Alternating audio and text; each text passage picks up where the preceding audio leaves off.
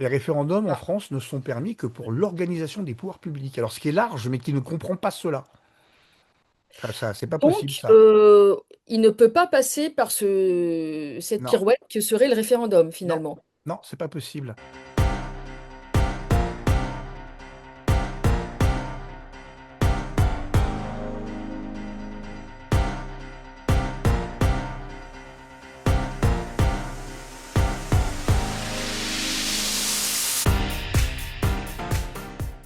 Bonjour Pascal Clairoc, bienvenue sur Tribune Libre. Je suis ravie de vous accueillir en ce vendredi 21 août 2026.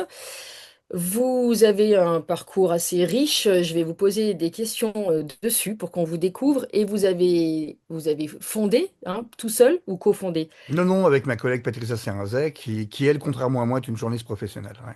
Super, vous avez cofondé avec cette femme compétente, on va dire ça comme ça, l'éclaireur il y a quelques années. Vous allez nous en parler. On voudrait vous découvrir, vous, découvrir l'éclaireur et découvrir votre point de vue sur cette loi inconstitutionnelle et inconventionnelle qui est la loi d'interdiction des réseaux sociaux aux moins de 15 ans. Bonjour Pascal, comment allez-vous aujourd'hui? Ben, je vais très bien et merci beaucoup de votre invitation. Je suis ravie. Vous êtes pas loin de Grenoble, j'ai le droit de le dire? Oui, oui, vous pouvez, oui, oui, c'est pas un secret du tout, puisque l'éclaireur, à l'origine, était l'éclaireur Rhône-Alpes. Et on a assez vite arrêté le côté régional de la chose parce qu'on s'est rendu compte que bah, les gens n'étaient pas prêts à payer pour ce type d'information. Euh, Oui. Ça c'est ma- limite, hein. C'est- Oui, non, mais c'est malheureux, c'est que notre lecteur euh, n'est pas là.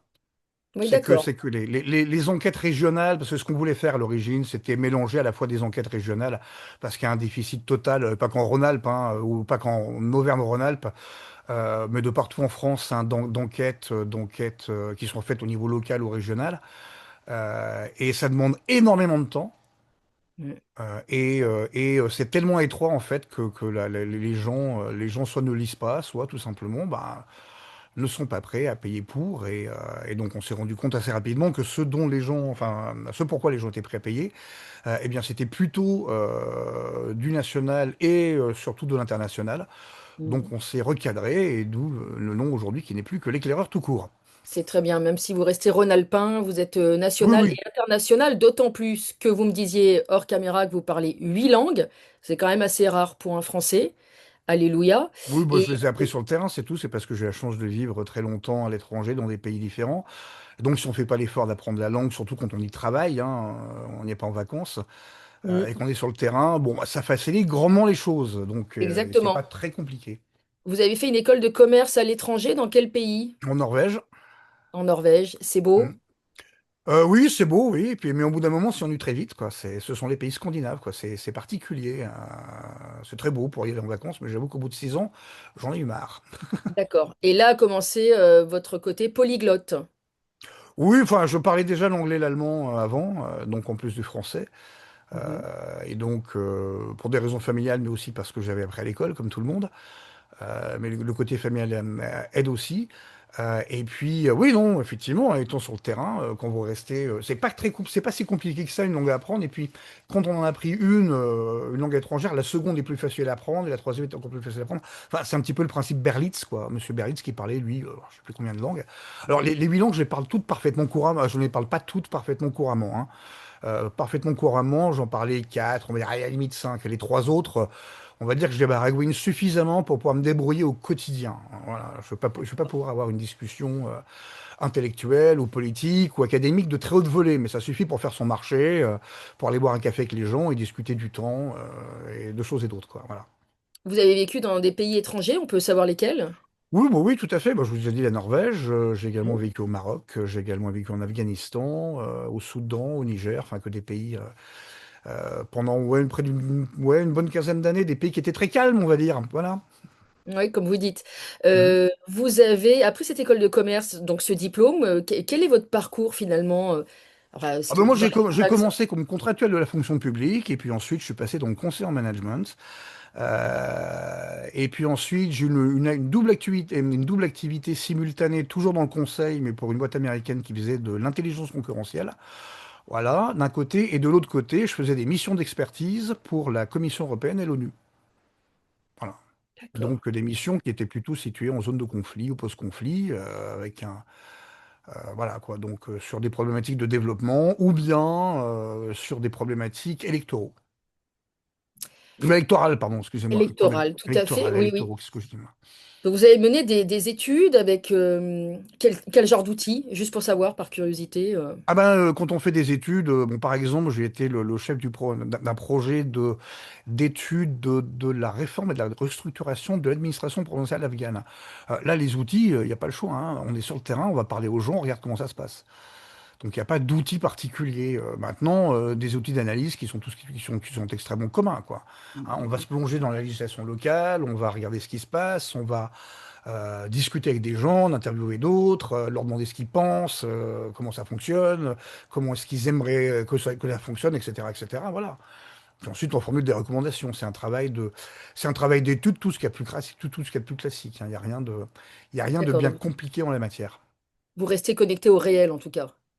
Bah, vaut mieux, oui, c'est surtout dans des pays pareils, quoi. Si vous aimez, ou c'est pas, on n'est pas.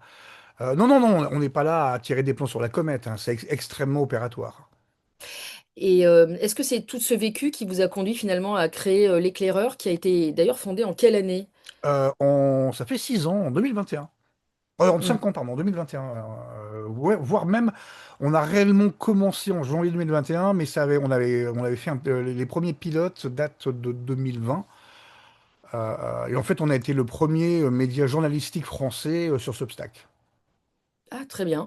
Voilà. Et c'est une rencontre avec cette collègue, enfin, qu'est-ce qui a fait que vous avez créé ça? Oui, non, mais c'est parce au bout d'un moment, un petit peu ras-le-bol du conseil, un petit peu ras-le-bol, et toujours à droite à gauche, et puis ben, ça devient répétitif, quoi. Au bout d'un moment, on a fait le tour de la chose. Et étant d'un naturel curieux et m'ennuyant très vite, c'est-à-dire que je me lasse très vite d'un sujet, voilà, bon, bah, il n'y a rien de mieux que de faire de journalisme pour pouvoir allègrement changer de sujet à sa guise, Hmm. et puis bah, utiliser ce que j'ai pu apprendre dans mes vies professionnelles précédentes. Exact. Je vais montrer l'éclaireur. Je ne sais pas si vous le voyez. Alors là, on n'est pas sur la bonne page. On y reviendra après, puisqu'on va parler ensuite de cette loi. Alors, attendez. Alors, voici une présentation de l'éclaireur, ce journal, j'ai envie de dire, aux méthodes très rigoureuses. Je vous lis Merci. sur Substack régulièrement et vous n'essayez pas de vendre ni du vent, ni de la peur, ni de l'opinion finalement. Il y a forcément pas totalement de la neutralité, mais vous essayez quand même d'être factuel le plus Ben, on a possible. nos opinions, mais puisqu'on essaie de faire du journalisme, effectivement, on s'attache d'abord aux faits, hein, et donc, le but du jeu, ça consiste à rapporter autant que faire se peut tous les faits, en tout cas ceux qu'on a pu vérifier, bien évidemment. Et puis ensuite, une fois qu'on l'a fait, les analyser. Et une fois qu'on a fini de les analyser, j'y arrivé, pardon, Mhm. alors on a peut-être le droit de donner son opinion, mais pas avant, bien évidemment. Mais on a D'accord. nos opinions et on les exprime, hein, mais c'est pas de l'opinion au sens où il n'y a pas d'engagement politique particulier. Quand on prend des positions, elles sont basées sur des faits, elles sont pas basées sur une idéologie, on va dire. Comment on peut s'abonner via Substack Bien sûr, essentiellement? pas qu'uniquement, ouais. Uniquement, d'accord. Mm. Donc on invite les auditeurs à s'abonner en masse à Substack parce qu'effectivement vous faites un travail, euh, comment dire, honnête. Voilà. Merci. Euh, il y a beaucoup de recherches. Et donc vous aviez donc, est-ce qu'on peut en donner d'autres? Il y a quand même d'autres réseaux sociaux hein, sur lesquels on peut trouver. Oui, tout à fait. Bah, vous allez nous trouver sur TikTok, mais très peu. Enfin, parce qu'on a arrêté, c'est pareil. Au bout d'un moment, on s'est rendu compte que les réseaux sociaux, en fait, ne nous rapportaient pas de lecteurs. Ce qu'on a sur Substack, parce que c'est une plateforme, on a quand même là un certain nombre d'outils statistiques, hein, et on se rend compte, on voit la provenance des abonnements, et la plupart de nos abonnés proviennent du réseau Substack. Donc, par exemple, D'accord. Twitter, c'est un truc de diffusion, mais ça nous rapporte X plutôt aujourd'hui, mais ça nous rapporte quasiment pas d'abonnés. Facebook, c'est la même chose. LinkedIn, idem. Donc c'est soit du bouche-oreille, soit des gens qui sont déjà sur Substack, ou en tout cas qui sont des utilisateurs de Substack avec un compte de Substack, qui vont s'abonner. D'où l'intérêt de Substack, hein, puisque nous, on fait surtout de la presse, on fait surtout de l'écrit, hein, même si on a des podcasts, vidéo comme audio, mais c'est Mhm. avant tout de l'écrit. Et donc, la plupart des gens qui aujourd'hui aiment lire, ou en tout cas aiment s'informer en lisant, en matière de presse indépendante, le font sur Substack. Très bien. Et vous avez une chaîne, mais effectivement, vous faites pas énormément de Non, vidéos. non, parce que ça prend trop de temps, encore une fois. La production vidéo, faudrait qu'on divise notre production écrite par trois ou quatre hein, pour pouvoir y arriver. Hein. D'accord. C'est extrêmement chronophage, c'est pas à vous que je vais l'apprendre. Oui, D'autant que je vous force une réunion Zoom parce que moi j'ai des problèmes de connexion de mon côté, ça va, on va revenir là-dessus. Je m'en excuse. exactement. Il y a Mais pas de voilà, souci. ça peut être extrêmement chronophage malgré les outils d'IA qui existent aujourd'hui qui quand même simplifient bien la vie. Mais donc non, on a fait le choix. Puis encore une fois, c'est ce que nous savons faire, quoi. Hein. La production audiovisuelle, c'est tout autre bête, même en format podcast. Hein. Oui, Donc on absolument. essaie voilà, on en fait de temps en temps, mais c'est pas notre forté, on va dire. Tout à fait. On peut parler rapidement de Patricia sur un Oui, tout à sec. fait. À partir de CR5, alors elle est journaliste professionnelle, c'est une ancienne chef d'édition de La Montagne, hein, elle a travaillé plus de 20 ans donc dans la PQR. Voilà. La montagne, Bon. c'est l'Auvergne, Auvergne, hein. oui, tout à fait, l'Auvergne, oui. Hmm. Et elle a une formation solide, effectivement. Et Ah ben, elle est journaliste professionnelle pour le coup. Alors, elle a pas fait d'école de journalisme parce que je vous rappelle encore une fois, le meilleur moyen d'apprendre le journalisme, eh ben, c'est de journalister. Hein. Les écoles de journalisme, moi, jamais toujours laissé d'un scepticisme assez important. Bon, les gens font ce qu'ils veulent hein, après tout, hein, mais d'ailleurs, comme la plupart des très bons journalistes, vous verrez que la plupart des très bons journalistes en France n'ont pas fait d'école de journalisme. Hein. oui, Il y en a souvent. plein, Enfin, c'est très souvent le cas. il y a pas Très de souvent. règle. La seule règle, c'est qu'il n'y a pas de règle. Oui, c'est ça, oui, d'où le problème des écoles de journalisme. Quoi. Non, non, mais il y a des gens qui ont appris sur le tas. Voilà, ça veut pas dire qu'ils n'ont pas de formation. Mais vous avez plein de gens, je pense notamment à Mark Endeveld, qui est quelqu'un qui n'a pas fait d'école de journalisme, par exemple. Et il y en Absolument. a vraiment beaucoup. Hein, Et qui fait de l'investigation réelle. ouais, tout à fait. Oui. Donc, c'est pas du tout une médiation. Puis surtout, journaliste, hein, ça aussi, il faut le rappeler aux gens, c'est pas une profession réglementée. Hein. N'importe qui peut être journaliste. Il suffit de pouvoir prouver qu'on effectue un travail, qu'il soit payant ou gratuit, hein, visant à informer le public. Hein, et donc, quand je dis à prouver, c'est qu'il faut avoir quand même un minimum de backlog, un minimum d'articles à montrer. Hein, voilà, la carte de presse, c'est journaliste professionnel. Cela signifie que vous tirez une partie significative de vos revenus Oui, du journalisme. Or, un journaliste professionnel en France, d'ailleurs, on va parler de loi après, mais vous allez voir que c'est aussi un petit peu tordu, ne peut être en France qu'un salarié, c'est-à-dire soumis à une autorisation, pas une autorisation, à une subordination, pardon, hiérarchique. Hein. Un freelance, un vrai freelance, un travailleur indépendant ne peut pas être journaliste en France. La Commission nationale des cartes de presse refusera de donner la absolument. carte de presse. Ah non, et personnellement, je sais que je ne remplis absolument pas les conditions pour demander ma carte de presse, hein. Non, mais si Ça vous êtes coûte cher. indépendante, ils vont vous dire non. Ah oui, oui, bah, je confirme. Hein, il Donc, faut que vous soyez salarié, parce qu'un pigiste aussi, oui, ça aussi, il faut le dire aux gens, un pigiste n'est rien d'autre hein, ouais, qu'un salarié payé à la tâche. C'est c'est un ça, salaire, hein, un pigiste. Hein, tout à fait. donc voilà, c'est la loi française, et ce, depuis 1881. La fameuse loi sur la presse, Mais sur la liberté de la presse, ouais. la Hmm. liberté de la presse, absolument. Loi qui peut être malmenée ou pas. Euh, Ça serait difficile de la malmener. Ils oui, essayent tout le temps, mais ça va être ils difficile. essayent tout Ouais. le temps. Alors justement, la transition est toute trouvée. Euh, on a fait le tour de l'éclaireur, vous voulez m'en reparler un peu ou Non, est-ce qu'on non, a c'est fait... bon. Et finalement, si j'avais une question, comment vous partagez le travail avec Patricia? Comment vous œuvrez vraiment au quotidien? Ah bah, on se parle, c'est aussi simple Ah que non, mais ça. bien sûr, mais les enquêtes, qui fait Ah bah quoi? non, bah alors généralement, non, non, généralement on mène ça chacun de notre côté, chacun ses enquêtes, c'est pas possible. Enquêter à deux, c'est toujours très difficile. Mais on se parle 4 à 5 fois par jour, voire plus. Mhm. Et puis de toute manière, il n'y a pas un article qui est publié sans que l'autre l'ait relu. Hein. Voilà. Mais on s'entend bien, on se connaît bien, on travaille à peu près, pas forcément de la même manière, parce que, enfin, d'ailleurs, moi, je me définis plus comme un analyste qu'un journaliste, en fait. Hein. Ça serait plutôt plus juste de le dire, alors qu'elle, c'est vraiment une vraie journaliste, pour le coup. Ça se voit d'ailleurs hein, dans notre manière d'écrire, c'est pas du tout le même style. Et donc voilà, donc c'est pas du tout un problème à deux. Hein. Alors si on était 10 ouais, non là, ça aurait été si on était 10 il y aurait de toute manière un rédacteur en chef qui là distribuerait le travail ou en tout cas l'organiserait. Mais là, à deux, on y arrive bien, c'est pas compliqué. Hein. C'est Puis super, vous êtes généralement, complémentaires. Patricia est plutôt tout ce qui est environnement, certains sujets européens. Moi, je vais prendre d'autres sujets européens. Je m'occupe de tout ce qui est défense, géopolitique et économie.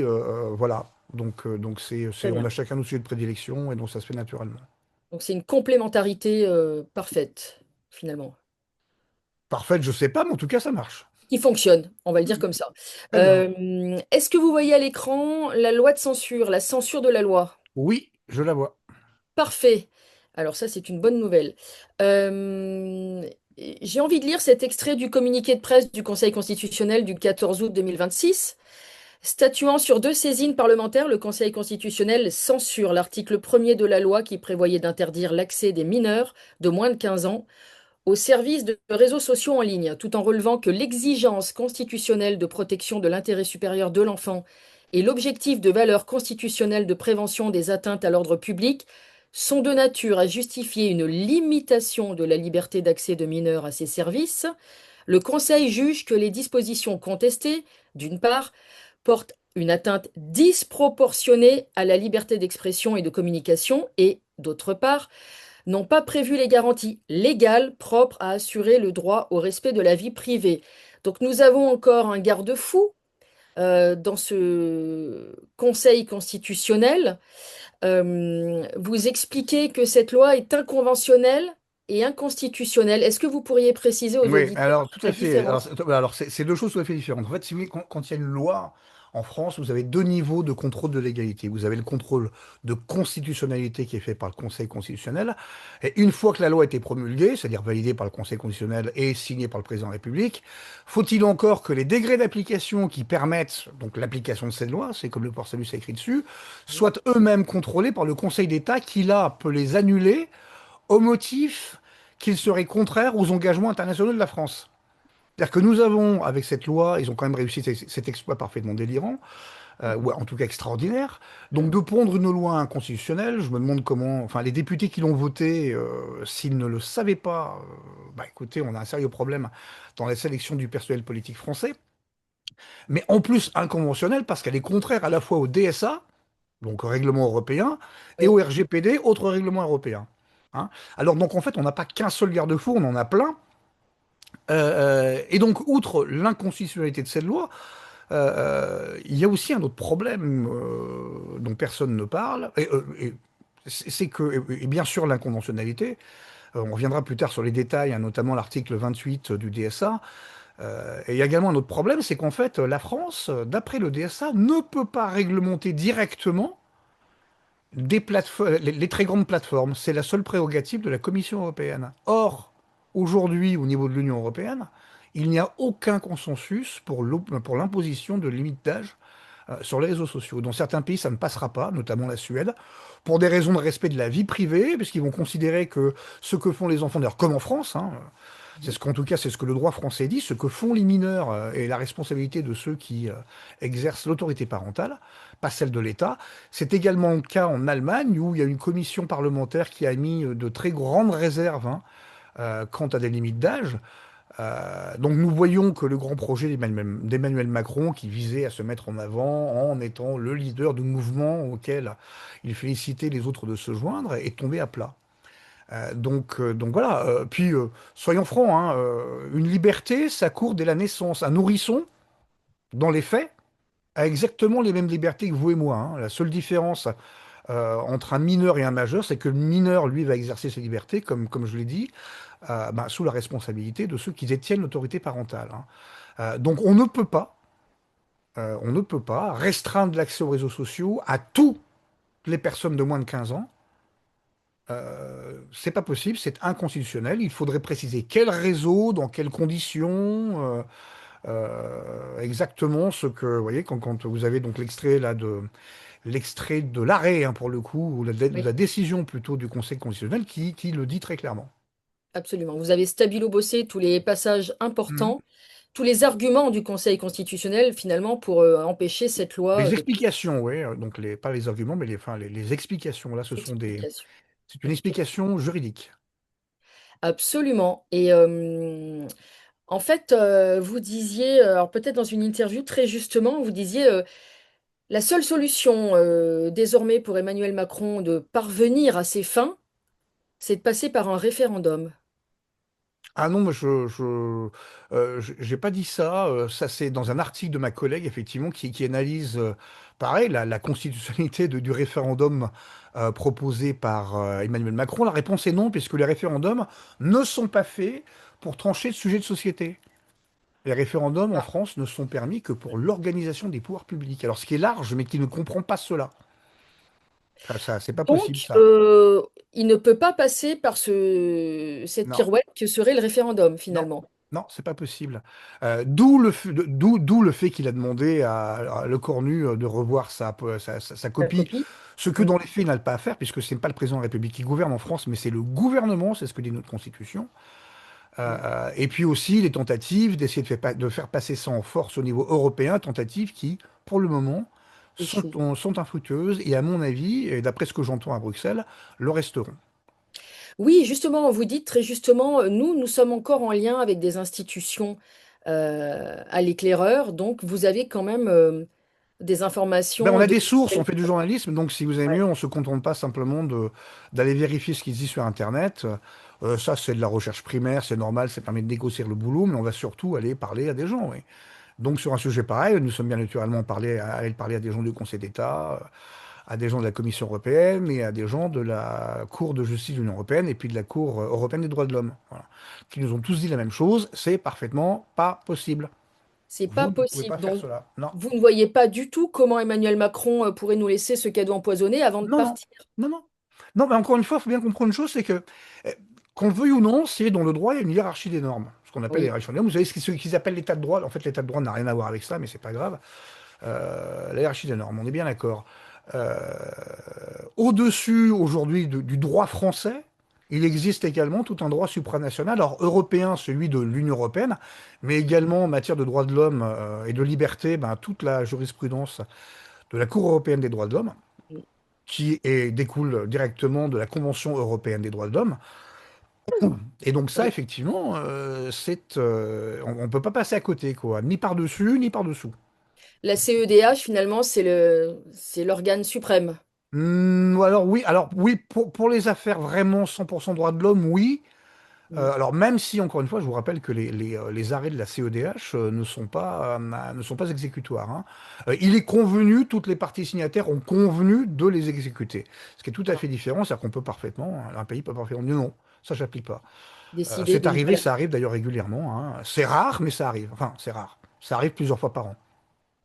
Mais vu le volume de contentieux, c'est somme toute assez négligeable. Au niveau de la CGUE, bah, c'est simple, hein, les arrêts de la CGUE ont force de loi dans toute l'Union européenne. Point barre. Voilà. Et puis au niveau constitutionnel, bah, écoutez, en France, on en a déjà parlé, et puis en ce qui concerne le Conseil d'État, donc le droit administratif, même chose, quoi. Donc non, donc cette hiérarchie des normes fait qu'on ne peut pas faire n'importe quoi, et que de toute manière, pour faire passer une pareille loi, quand on lit l'arrêt du Conseil constitutionnel, cela signifie modifier, voire tout simplement supprimer, hein, la Déclaration des droits de l'homme et des citoyens, préambule de la Constitution française, la Convention européenne des droits de l'homme, voilà, et puis la Convention européenne des droits fondamentaux, qui là est circonscrite à l'Union européenne. Donc ça fait un petit peu beaucoup de textes fondamentaux à supprimer. Et quand je dis fondamentaux, ce sont ces textes qui sont les mères, les matrices de toutes les autres lois. Donc c'est Absolument. juste une impossibilité juridique. Euh, voilà, ça il faut le savoir. Et effectivement, la voie du référendum, comme je l'ai précisé auparavant, N'est est pas pour possible. ce sujet-là une impossibilité. Et je Bon. rajoute que le C'est une DSA bonne nouvelle. ne permet pas à la France de réglementer les grandes plateformes, hein, c'est-à-dire Meta, X, enfin toute la bande, hein, Facebook, Instagram, ça c'est Meta, Mm. WhatsApp, voilà, bon, TikTok. toutes les grandes plateformes, donc celles qui ont plus de, je crois que c'est plus d'1 million d'utilisateurs uniques par mois, c'est la seule prérogative de la Commission européenne, donc l'État français ne peut pas le faire. C'est la raison d'ailleurs pour laquelle, je ne sais pas si vous vous souvenez, la Commission européenne avait émise de très grosses réserves quant à la loi française, non pas parce qu'elle n'était pas d'accord pour des questions de droits de l'homme, hein, Oui. ils adorent censurer là aussi, Mm. mais tout simplement parce que la loi française venait empiéter sur les prérogatives européennes. Donc de toute manière, Ça, ils d'un n'aiment point de vue pas. conventionnel, au moment du contrôle, par le Conseil d'État, tous les décrets d'application auraient sauté, ou en tout cas la plupart, et donc cette loi aurait été tout simplement inapplicable. Voilà. Parce que Nous pouvons, et oui, et nous pouvons remercier ces grands sages qui ont mis en place ces matrices qui nous sauvent. oui, enfin, ces grands sages, ça dépend de qui vous parlez, et ça dépend de quelle matrice vous parlez. Non, parce que la loi fondamentale, et pas qu'en France, hein, également, on regarde de partout dans le monde, là, le fondement, c'est quand même la Déclaration universelle des droits de l'homme et des citoyens, qui a été pompée par les Américains dans leur Bill of Rights, qui a été adoptée après que la France eut adopté la Déclaration donc, des droits de l'homme et des citoyens. Avec notamment leur premier amendement sur la liberté d'expression. Oui, non, mais ça, c'est, non, alors, je vous parle, mais je vous parle pas de la Constitution, là, c'est autre chose. Je vous Oui. parle de la Bill of Rights, donc en fait, il faut savoir que la Constitution américaine a été rédigée au moment de l'indépendance. Effectivement, elle a bien été signée par les pères fondateurs au moment de l'indépendance, mais ensuite, il a fallu la faire adopter par chacun des États. Et oui. Et oui. Et donc là, ça s'est avéré légèrement plus compliqué, Mm. puisqu'il y avait un certain nombre d'États qui disaient, mais attendez, hein, nous, on s'est pas battu pour se débarrasser des Anglais, pour retomber sous la coupe d'un espèce de bidule fédéral. Donc, nous exigeons un certain nombre de garanties. Et ça, ce sont des garanties qui sont contenues dans la Bill of Rights, qui est quelque chose de séparé hein, Alors, ça fait partie de la Constitution, mais c'est pas un amendement de la Constitution. Voilà. Alors, le premier amendement, lui, a toujours été là. Hein. Voilà, a toujours été là. Ça, c'est pas nouveau. Et effectivement, il n'y a pas de démocratie sans liberté d'expression et surtout, enfin, ce côté extrême ou total de la liberté d'expression à l'américaine bah, provient du fait que de la méfiance hein, qu'avaient les États et les pères fondateurs hein, pour toute personne qui chercherait à contrôler la parole. Voilà, Mhm. c'était quand même ce qui se passait avec les Anglais quand les États-Unis étaient une colonie, enfin des colonies plutôt. C'est un corps, c'est un ensemble, un corpus de droits finalement. Oui, c'est ça, oui, oui, oui. Non, mais c'est pareil, enfin, il faut pas, faut bien comprendre. Tout le monde dit le premier monde américain. Mais en fait, quand on regarde bien, la loi de 1881, quand elle a été votée, mais apporte des garanties équivalentes au premier amendement. Hein. Il a fallu attendre 1972. Mm. Ah bah oui, d'ailleurs, j'ai oublié une chose, c'est que je suis également l'un des deux auteurs, hein, avec mon confrère Thomas Fazi, qui est italien, des Twitterfall France, hein, qui sont sortis l'année dernière. J'avais suivi cette affaire, oui, oui, Ouais. bravo. Mm. Et donc, on explique très bien comment ça s'est passé en France. Hein. Donc, la loi de 1880 permettait une liberté d'expression totale. Hein. D'ailleurs, elle la permet toujours. Hein. Bon, la seule différence avec les États-Unis, c'est qu'effectivement, on peut vous tenir responsable de vos propos. La loi de 1880, en fait, oui, alors vous avez la diffamation, l'injure, mais en fait, ça, c'était pas du tout pour réprimer le discours à l'origine. Hein. La loi de 1881 apportait exactement les mêmes garanties que le premier amendement. Hein. Faut savoir que donc faire de la diffamation et l'injure des infractions pénales, qui ne sont pas punies d'ailleurs dans leur forme simple hein, de prison, mais d'amende hein, uniquement. Hein. C'était surtout le moyen à l'époque, en 1880, de faire cesser les duels, puisque les affaires d'honneur se réglaient sur le champ, hein, ou au champ plutôt, soit avec des rapières, hein, des épées, soit des pistolets.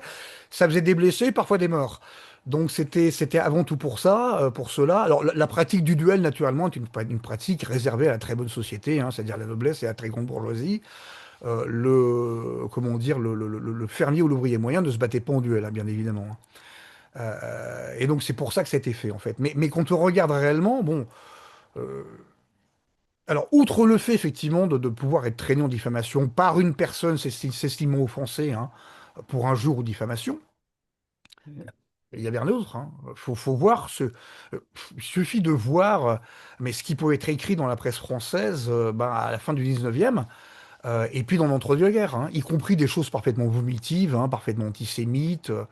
Bon, voilà, donc il était extrêmement difficile, avec la loi de 1881, de censurer quoi que ce soit. Enfin, en sachant que la censure ne peut provenir que du juge. Hein. Le juge est le seul arbitre de la liberté d'expression en France, et il l'arbitre a posteriori, c'est-à-dire qu'une fois que les propos ont été émis. Naturellement, on va pas non plus Puis dire la pensée ou une intention. la pensée, non, de la pensée, il n'y a pas, il y a pas de police de l'intention non plus en matière d'expression. Non, non, ça n'existe pas.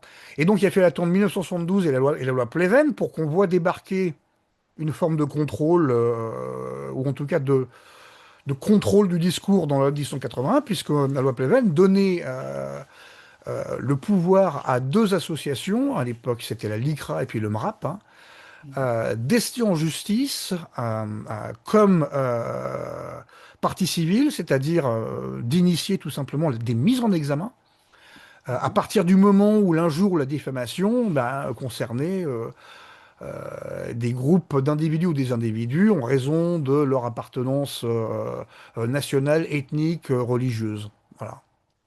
Donc c'est quelque D'accord. chose de très récent, ce côté Oui. répressif en France, c'est côté répressif de la parole.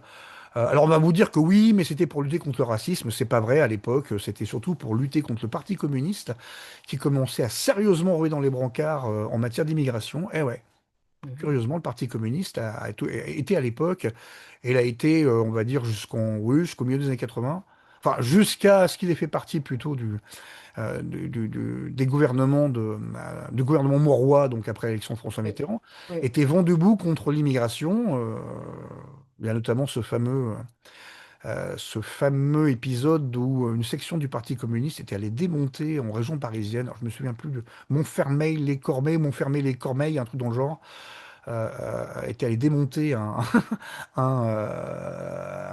comment dire, Un, euh,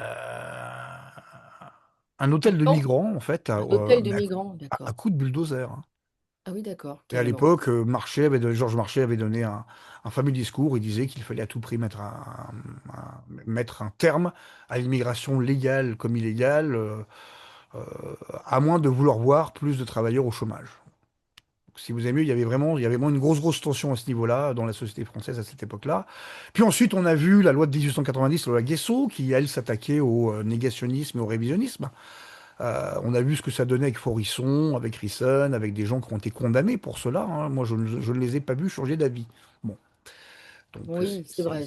c'est la même chose d'ailleurs pour Éric Zemmour, hein, sur l'immigration. On l'a pas vu changer d'avis. Dieudonné est également un exemple. Il n'a pas changé d'avis non plus. Donc c'est C'est très vraiment. peu efficace, Oui, finalement. mais donc c'est vraiment pour contrôler le discours par la peur, par la crainte de poursuite. L'intimidation. Et puis Voilà. finalement, ça crée souvent un effet stressant, c'est-à-dire que les gens sont portés au Ouais, pinacle, sont transformés en ça a bien martyrs. fonctionné pendant 40 ans quand même, hein. Oui. Ça a bien fonctionné pendant 40 ans quand même, Mhm. notamment dans les médias mainstream. Oui. Même si effectivement, il y a 40 ans, à la télévision, déjà libéralisée, on pouvait dire beaucoup plus de choses qu'aujourd'hui. Ça, Mhm. c'est vrai. Mais ça, c'est le rôle de l'ARCOM. Mais l'ARCOM, c'est encore une autre histoire. C'est un régulateur, c'est encore autre chose. Donc voilà, donc L'ARCOM, en fait, c'est un bras de l'État, finalement. oh, c'est une administration, oui, bien sûr, ouais. C'est une administration. L'ARCOM aujourd'hui a deux rôles. C'est de réglementer, de réguler tous les médias radiodiffusés, donc télévision et radio. Voilà. Mhm. Et puis également tous les médias numériques, plateformes comprises. Bon, voilà. Vous voulez par exemple ouvrir une web TV, une web radio aujourd'hui, hein, une web radio, vous êtes obligé de demander une autorisation L'ARCOM, à l'ARCOM, ouais. absolument. Ouais. Donc, Absolument.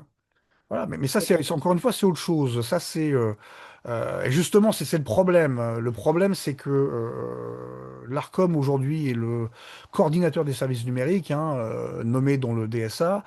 C'est-à-dire que c'est lui qui va réguler les plateformes, alors qu'en fait, ça ne devrait pas être le cas, puisque l'ARCOM, à l'origine, est vraiment comment dire, un régulateur de médias de radio et télédiffusion euh, qui sont linéaires, quoi. C'est la télévision, la radio pure, alors que les médias numériques, eux, ont une logique tout à fait différente. Et puis surtout, l'Arcom, en plus, ils l'ont fusionné avec Adopi. Pas sous-sonné à Adopi, hein. Donc c'était cette Oui, agence qui s'assurait que les droits d'auteur n'étaient pas pillés. Voilà. exactement, je m'en souviens. Très Donc bien. ça fait quelque chose qui est trop puissant et qui est et qui est pas du tout équipé intellectuellement pour réguler des médias numériques. Encore une fois, c'est mon avis qui n'engage que moi. Et c'est intéressant de l'avoir, justement. C'est pour ça que vous êtes là. J'avais une question à vous poser parce que ça m'a intrigué. Vous pensez que le DSA est un échec? Ce titre est très intéressant. Vous Oui, avez alors dit. mais c'est un échec encore une fois. Oui, alors c'est un échec.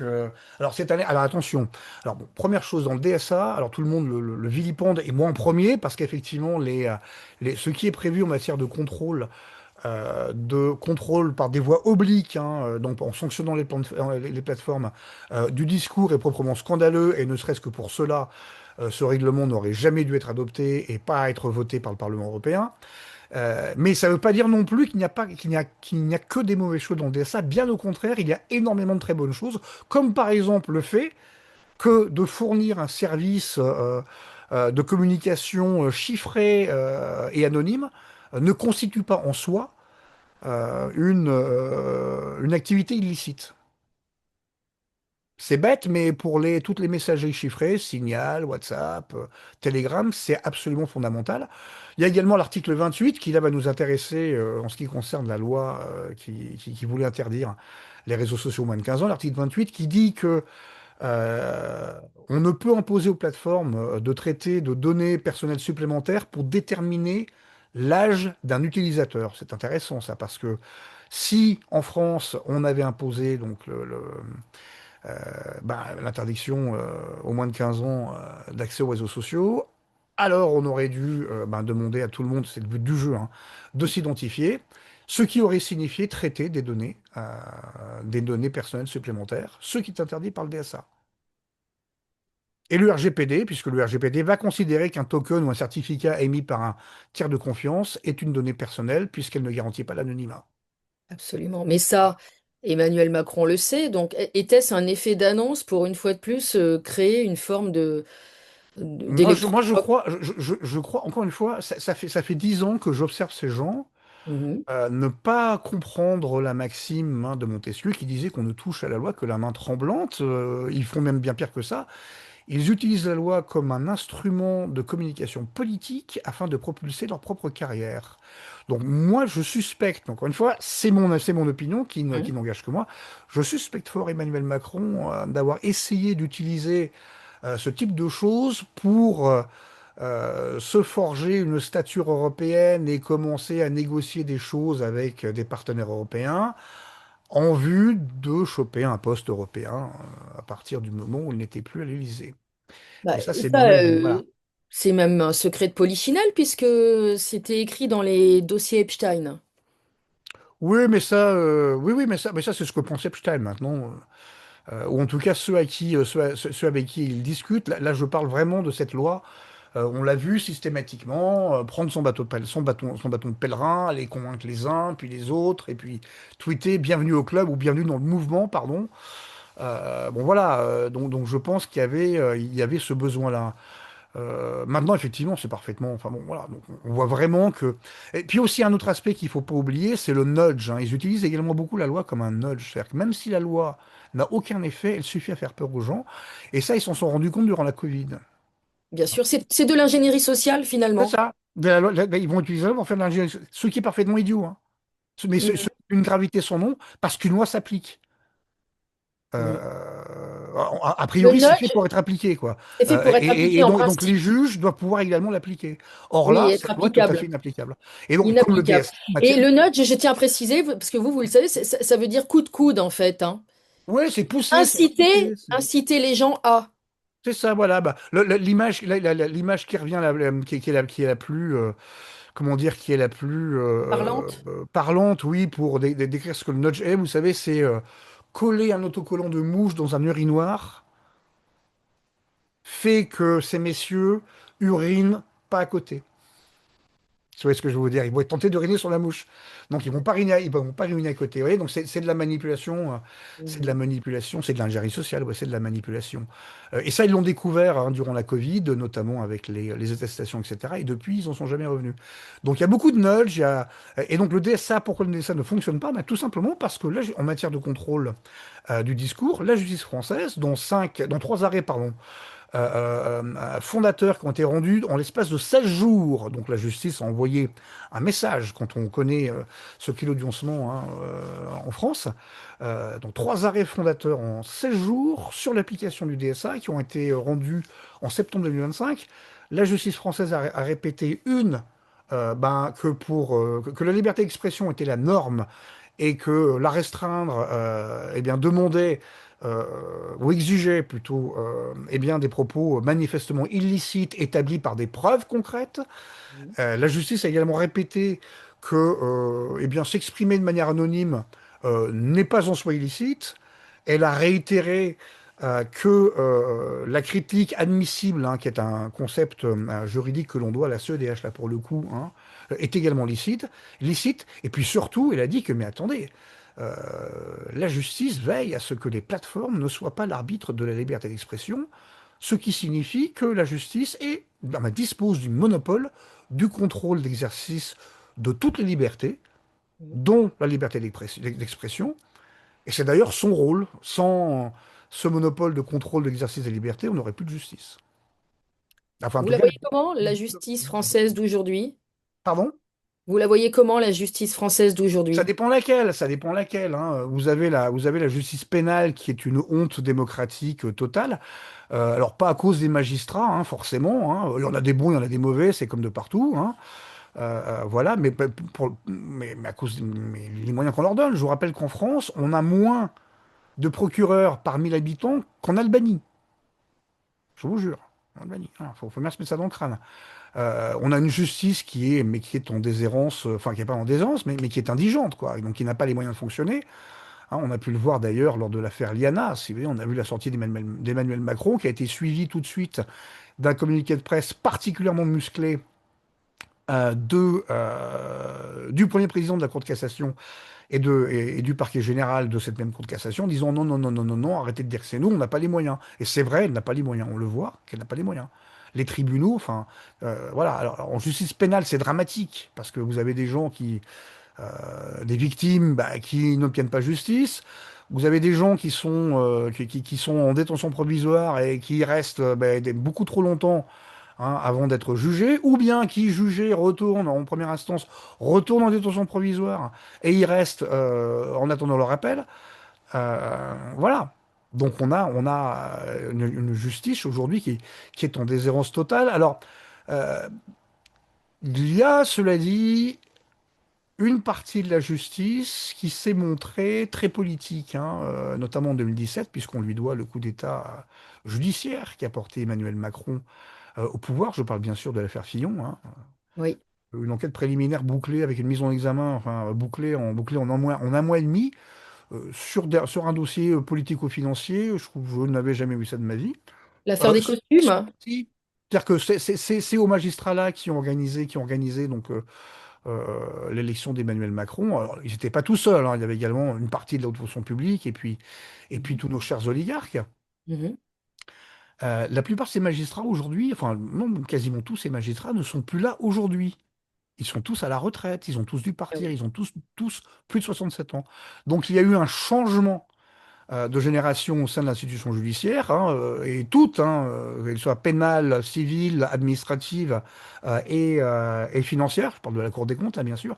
Il y a eu un changement de génération, donc c'est maintenant la génération X qui est au pouvoir, avec 15 ans de retard, mais finalement on est arrivé. Vous dites Et que là on voit, 2017, finalement, c'est un putsch politico-judiciaire sur l'affaire des alors c'est costumes pas, c'est pas un putsch, mais effectivement l'affaire Fillon c'était avec téléphoné, Libé, c'est quelque chose qui a été planifié, qui a été fabriqué. ourdi et qui a été très bien exécuté puisque ça Oui. fonctionnait. Bien sûr que ça Effectivement. fonctionne. Effectivement, on Absolument. l'a on l'a vu. Ils ont essayé encore avec Marine Le Pen, on l'a vu Oui. lors de comment dire de. Alors encore une fois, moi je soutiens personne hein, politiquement, hein. Moi je juge sur les Oui, oui, faits, bien hein. sûr, j'ai bien compris. Voilà. Mais son inéligibilité n'a pas été maintenue, quoi. Donc ils ont réussi Ils quand ont même. fait pire que ça. Enfin, c'est l'argument que Régis de Castelnau, mon ami, hein, et moi-même développons depuis maintenant un mois et demi, hein. C'est-à-dire que le jugement en première instance étant un tract politique, hein, ça n'a rien à voir avec du droit. Je suis désolé, mais enfin, l'ordre public démocratique n'est pas un concept, n'est pas une notion juridique en France. Ça n'existe pas, ça ne veut rien dire. Voilà, on ne peut pas dire cette personne ne peut pas être éligible parce qu'elle était élue au Parlement européen qui a critiqué l'Europe. On est chez les fous. Donc vous avez quelque chose qui en droit était parfaitement très contestable. Et c'est d'ailleurs ce qu'a choisi de faire la Cour d'appel, hein, puisque elle s'est arrangée, hein, pour considérer que Marine Le Pen avait déjà purgé, puisqu'il y avait eu donc l'application provisoire de sa peine, hein, avait déjà purgé son inéligibilité. Voilà. Donc en fait, et puis la Cour de cassation en plus l'a carrément, par communiqué de presse, ça si c'est pas beau ça, hein, l'a carrément réinstauré dans ses droits, hein, d'éligibilité, en disant très clairement au conseil d'administration, au conseil pardon d'administration, que je raconte moi, au conseil constitutionnel, les gars, si vous amusez à faire quoi que ce soit en la matière, hein, à propos de la liste des candidats, eh bien, nous nous réunirons en urgence, hein, au mois d'avril 2027 et nous rejetterons le pourvoi de Madame Le Pen. Comme ça, elle aura effectué sa peine et elle sera éligible. Donc là, on voit l'institution judiciaire qui commence à ne plus marcher dans les manipulations. À ne plus suivre, pardon, ça a coupé, à Oui, ne plus. à ne plus suivre, elle ne suit plus, elle ne fonctionne plus dans les manips, elle fonctionne plus dans les combinationnés, etc. Ça fonctionne plus parce que ça va trop loin. Ça va trop loin, c'est tout. C'est ce que D'ailleurs, il n'y a pas que la fonction publique, hein. Vous avez également, enfin, pas la fonction publique, vous n'avez pas que la magistrature, hein. Vous avez également la haute fonction publique qui suit de moins en moins. Et puis vous avez les fonctions publiques régaliennes qui, elles, sont sur le terrain, qui, depuis longtemps, continuent d'obéir aux ordres quand ils ne sont pas trop illégaux, mais qui, sinon, désapprouvent quand même à voix basse. Et la haute magistrature, qu'elle soit judiciaire ou administrative, ne tolère plus depuis plusieurs années, il y a eu un changement de génération, les boomers étant tous à la retraite, le bazar entretenu par la Macronie à des fins de basse politique, ni les assauts répétés de l'exécutif contre l'ordre juridique et institutionnel. On peut dire que la coupe est pleine, Pascal. Oui, oui, oui, la coupe est pleine, là, effectivement. Là, Je vous dis, encore une fois, il y a vraiment eu un changement de génération. Mhm. Et puis, il n'y a pas du tout, et des gens qui n'ont pas été, qui proviennent pas du tout enfin, qui n'ont pas fait carrière de la même manière que ceux qui étaient là avant, qui ont tous fait carrière par la politique, etc., depuis 1981, et autres. Et ces gens-là, les gens qui sont aujourd'hui au pouvoir, sont de vrais, enfin, en tout cas, prenons par exemple Marc Guillaume, hein, qui est le nouveau vice-président du Conseil d'État, donc il y a le patron du Conseil d'État, c'est quelqu'un qui est parfaitement légitime à l'être, hein. C'est pas quelqu'un qui a été nommé par Emmanuel Macron. Enfin, il a été nommé par Emmanuel Macron qui n'a pas eu d'autre choix, mais c'est pas Amélie de Montchalin à la Cour des comptes, vous voyez. Je Donc là, vois. il y a vraiment eu un changement de génération et de gens oui, la coupe est pleine, oui, oui, je pense que la coupe est pleine de partout, c'est plus possible, quoi. Il n'y a pas que du piston pur, il y a encore un peu d'espoir, finalement. Non, non, bah non, mais surtout au Conseil d'État. Enfin, si vous voulez être vice-président du Conseil d'État, vous avez plutôt intérêt à avoir été choisi par vos pairs, hein. Donc vos pairs du Conseil d'État, qui sont des vrais juges administratifs de carrière, hein. Je parle pas de ceux qui sont nommés au tour extérieur, hein, qui vont rester 2, 3 ans histoire de choper la retraite de Conseil d'État. Je parle des vrais, quoi. Non, non, non, non. La justice administrative, par exemple, en France, est excellente, hein. Elle peut être des fois politique et politisée quand le sujet est très politique, Mhm. effectivement, mais ça, bon. Ça peut arriver. Mais quand Malheureusement, il n'y a rien de politique, on peut en attendre quelque ah chose oui, de... oui, oui, oui, oui, oui, est excellente. Ah bah, le Conseil d'État condamne l'État français, mais à l'appel quand il faut. Oui, oui, oui. Pareil pour les tribunaux administratifs, hein, c'est la même chose, hein. Non, non, non, non, non, non, non, non, non, c'est pour ça. Alors, les vrais problèmes de vraie politisation, hein, on les a dans la magistrature, enfin de l'ordre judiciaire, hein, c'est-à-dire ceux qui ont fait l'école nationale de la magistrature, hein. Donc, au civil, ça n'a pas tellement joué, alors à part peut-être sur des sujets comme le droit familial, etc. Au pénal, ça peut jouer, il y a toujours quand même des juges qui sont très militants, et donc qui sont trompés de boulot, quoi, parce que si on veut militer, ben, on fait avocat, hein, on fait pas magistrat, puisqu'un magistrat a le devoir statutaire de l'impartialité, et que son indépendance n'est que l'outil de cette impartialité. Le moment où le juge fait preuve de partialité, eh bien, il n'est plus indépendant. Et D'ailleurs, donc j'ai des et donc questions on peut le déférer devant le Conseil supérieur de la en magistrature qui ne fera magistrature. rien. Donc le problème que nous avons avec la magistrature, il est double. Nous avons un problème des moyens auxquels elle a accès pour faire son travail correctement. Et Mm. puis on a un deuxième problème qui est celui du contrôle, hein, du travail que font les magistrats individuellement. Mhm. C'est quand même je veux dire, le corps de la fonction publique le moins sanctionné de France, hein. Bien qu'il ait une sorte de police des polices. Oui, c'est pas une police des polices. Ben, si vous aimez mieux, ils sont protégés constitutionnellement, ceux que ne sont pas les policiers, par exemple, hein. Fort heureusement, d'ailleurs, hein, s'ils n'avaient pas de protection conditionnelle, si on pouvait s'amuser à changer le juge, il n'y aurait plus de Oui, justice non plus, hein. C'est un petit peu oui, trop facile. On peut changer le juge, hein, mais il faut vraiment avoir de bonnes raisons pour, et ça, c'est la justice qui le décide elle-même. très bien. Oui, il y a le Conseil supérieur de la magistrature. Bon, on a pu le voir par exemple avec ce parquetier dans la région parisienne. Alors je sais plus de quelle partie il était, quoi. Je crois que c'était, bah, c'est sans doute un des plus gros de France. Procureur qui était chargé de la lutte hein, anti-drogue et qui passait ses week-ends à faire du chemsex, donc acheter de la drogue. Ah oui, Voilà, c'est, donc oui, voilà, le type, on l'a tout simplement rétrogradé. Bon, alors qu'en fait, il aurait fallu le radier hein, de la fonction publique. Un truc pareil, c'est pas possible. Alors, en lui donnant la possibilité, si vous voulez, de faire avocat par la suite, hein, ça c'est pas un problème. Mais on aurait dû le virer de la magistrature, un truc pareil. On peut pas être procureur de la République chargé. Où est-ce qu'il, dans quel? Je crois que c'était Bobigny, c'est le tribunal de Bobigny, c'est l'un oui, des plus gros, c'est l'un des ça me- plus gros arrondissements judiciaires de France en oui, matière oui, de je pense. stupes. C'est Mm, tout le 9-3, si je ne m'abuse. oui, Et donc, entre autres, hein. mm. Et donc, le type était procureur c'est ça, c'est bien Bobigny, voilà. On C'est cherchait lui? de la division de la délinquance organisée, des affaires criminelles, voilà, spécialiste de la lutte anti-stup, quoi. Là, c'est pas possible. On peut pas faire ça et se droguer en même temps, quoi. Donc là, c'est la Ah, porte, en théorie. Mais c'est la là, porte non, non, ouverte non, on à l'a toutes les rétrogradé. fenêtres. Je sais pas où ils l'ont Mm. mis, on l'a rétrogradé. Ou même si, voilà, non, mais non, là, un truc comme ça, c'est la porte. Là, c'est pas possible, quoi. C'est pas possible. C'est pas possible. C'est comme un procureur qui serait spécialiste de la lutte anti-prostitution ou anti-proxénétisme, hein, qui était un grand amateur un grand amateur d'escorte, quoi. Bon, c'est pas possible non plus, quoi. Exactement. Non, mais- Donc on a un oui, problème non, de mais- contrôle, effectivement, mais bah, encore une fois, parce qu'il manque de magistrats, hein. Faut Mm, bien mm, mm. comprendre une chose, c'est pas un métier facile. Ah, bien sûr. C'est vrai, parce qu'effectivement, la somme de travail est juste, mais délirante. Oui, je pense. Délirante. Bien sûr. Et puis La responsabilité aussi, le oui, stress. oui, oui, oui, oui, oui. Oui, la responsabilité, oui. Oui, puis surtout, non, il y a surtout le mode de recrutement et de formation des magistrats qui est pas bon, à mon avis. L'École nationale de magistrature, enfin, si vous aimez mieux, on y apprend quoi? Moi, je veux bien, mais on y apprend quoi? La procédure, bon, bah, très bien, commencer par greffier, hein, et puis, et puis ensuite, vous devenez magistrat si vous voulez apprendre la procédure. Donc moi, ce que je constate, c'est dans beaucoup de pays européens, on recrute les magistrats, alors sur concours ou pas, ça dépend des pays, mais on les recrute, donc on va prendre le cas de l'Allemagne, hein, c'est doctorat en droit ou bien diplôme d'avocat.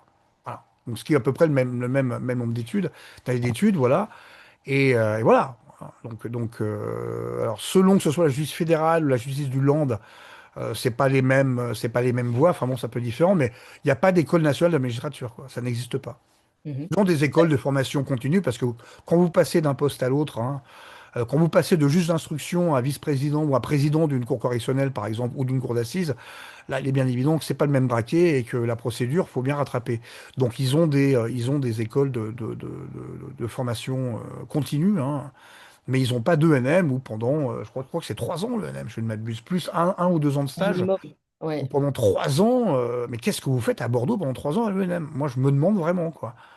Faudrait mieux les balancer comme greffier, encore une fois, voilà, mais recruter les magistrats à un niveau de doctorat ou de diplôme d'avocat. Par exemple, aux Pourtant, États-Unis. le concours d'entrée est assez ardu, dit-on. C'est pas le plus ardu de la fonction publique française, non. D'accord. Ok. C'est pas le plus ardu, mais encore une fois, un concours, ça veut rien dire. On est bien d'accord, Ah oui, c'est pas parfois, parce que c'est pas parce que vous avez reçu un concours et que vous avez fait 3 ans de l'ENM qu'à, on va dire, 26 ans ou 27 ans, vous allez vous retrouver avec un permis de juger, quoi. Parce que c'est ce qu'on a aujourd'hui en France. C'est quand même assez inquiétant, quoi. C'est comme les sous-préfets de 24 ans, quoi. J'en ai vu. Qu'est-ce qu'on connaît à 24 ans? Moi, je connaissais pas grand-chose à 24 ans, en toute franchise, hein. vous voulez dire que l'expérience ne s'apprend pas dans les écoles? Oui, surtout pour une profession pareille. Oui. Vraiment pour une profession pareille, parce que Aux juger, quand même, conséquences lourdes. poursuivre. Alors déjà, on a aussi un autre problème, c'est que les carrières du siège et du parquet sont pas clairement séparées. Ah, ça c'est problématique, puisqu'on peut passer du siège au parquet, du parquet au siège. Bah non, c'est pas le même métier.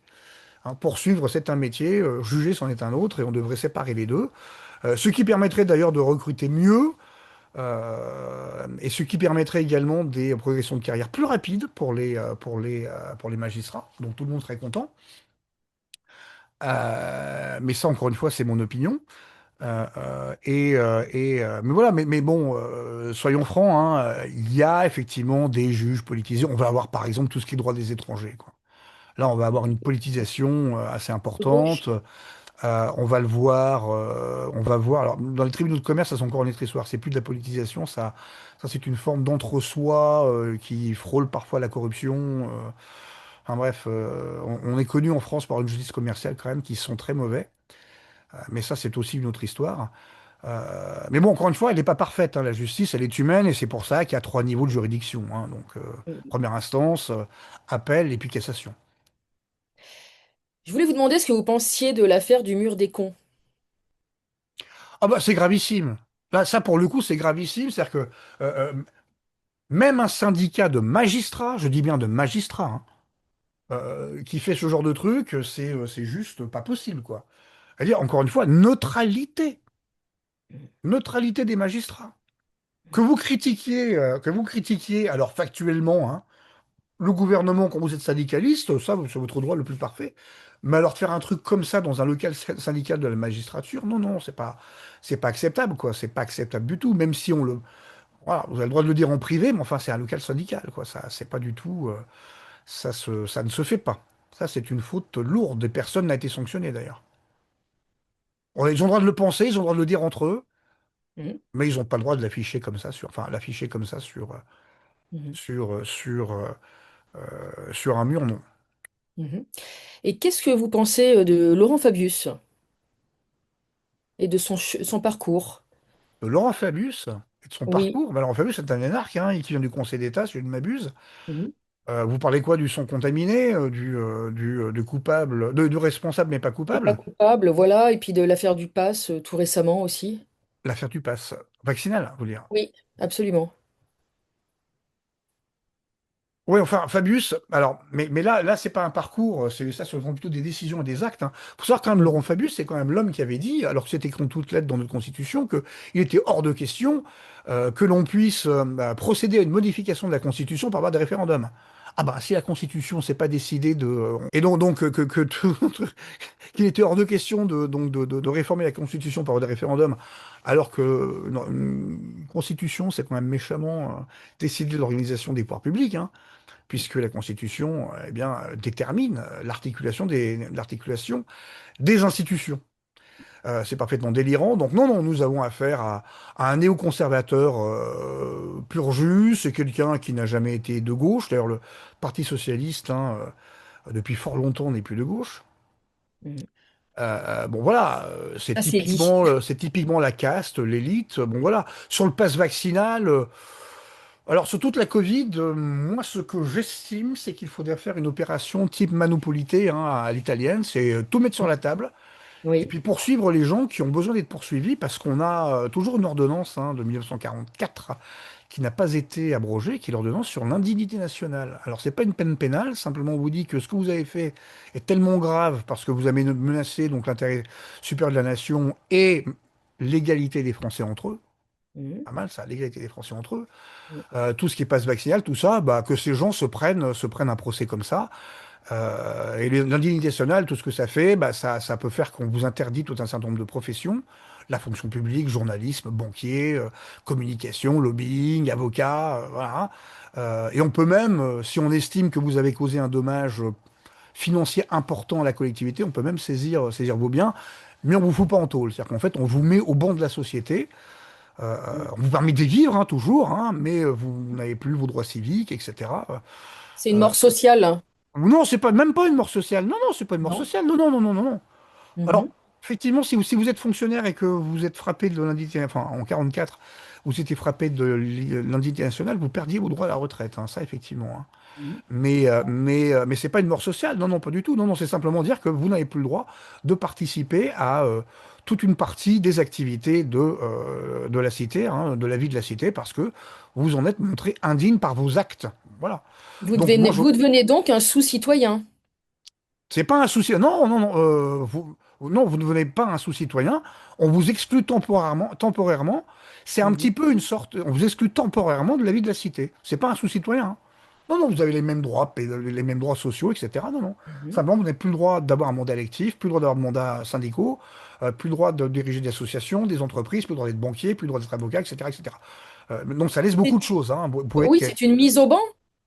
C'est une mise au bon sociale, ouais. Tout à fait, c'est une mise D'accord. au bon. Voilà. Vous pouvez être Une mise banni, au hein. banc. Céline a été bannie, hein, au Danemark. Mhm. C'était l'indignité nationale. Voilà. Oui.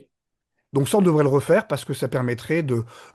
alors le but du jeu étant pas forcément de condamner, hein, et de faire passer les gens à la guillotine, hein, non plus, mais tout simplement pour que tout soit mis sur la table, hein. Mais effectivement, cette affaire de la Covid, c'est pas fini et c'est pas près d'être fini, surtout quand on regarde ce qui se passe aux États-Unis.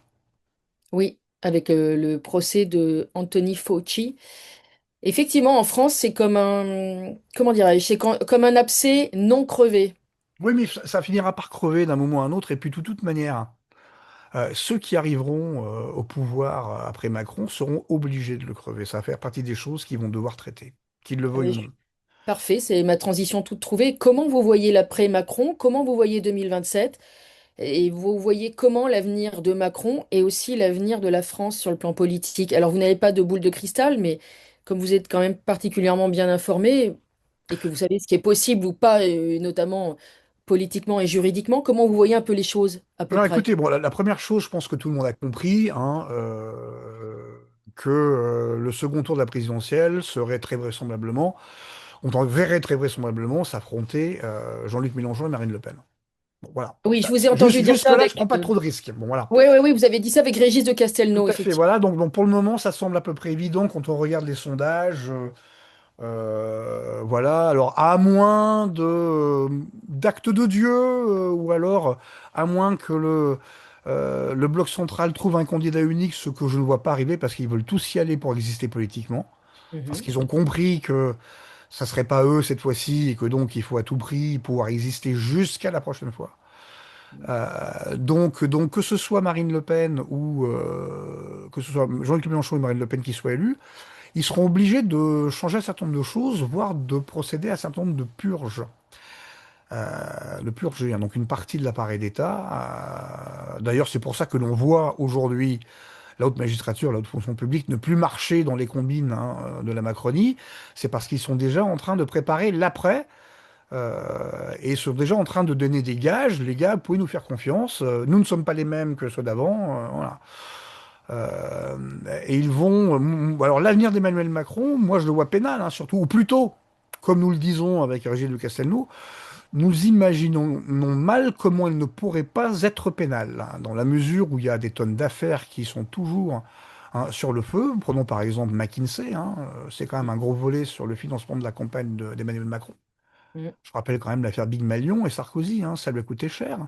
Et c'est ce que Euh, j'allais dire, ça peut être un procès très long et un travail ouais, fastidieux mais pour sauf que là, le je pense juge. aller plus rapidement. Sarkozy, pardon? Ça va aller beaucoup plus rapidement, voilà. Puis vous Mhm. avez... Ah oui, oui, oui, je pense que Macron, ils vont se le payer. Oui, bon, je pense que Macron aura des problèmes judiciaires, hein, dès qu'il ne sera plus protégé par son immunité présidentielle. Voilà. Moi, je pense que ça va être... Enfin, je pense parce que je ne vois pas comment est-ce qu'il pourrait en être autrement, parce que les gens vont demander... Alors, pas des têtes, hein, mais vont demander qu'on tienne les responsables responsables. Voilà. Soyons clairs, puisque vous connaissez bien ses fonctionnements juridiques, s'il prend la tête, la présidence de l'Europe, ça ne le protège en rien. Ça n'arrivera pas. Vous Et n'y non, croyez s'il pas? prend la tête de l'Europe, ça ne le protège en rien. Non, non.